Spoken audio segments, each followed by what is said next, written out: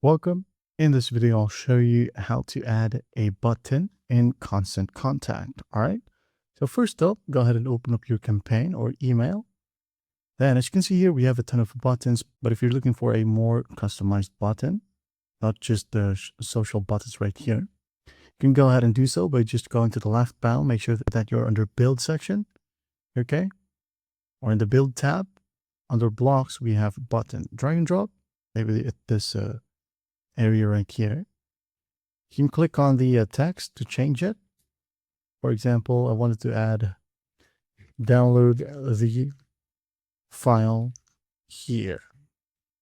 Okay, just like that. And once done, you can go ahead and go to the left panel and go to the hyperlink or link, click on it, and maybe a document or even a web page. Okay, maybe I'll just click on web page and move it to my Google Drive.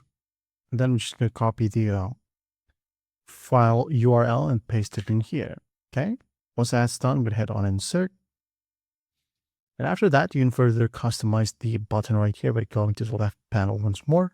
The text, you can change the color, size, and font. For example, I'm going to use caveat, bold, color, or the button color. Maybe I'll change this one to the same as logo, right?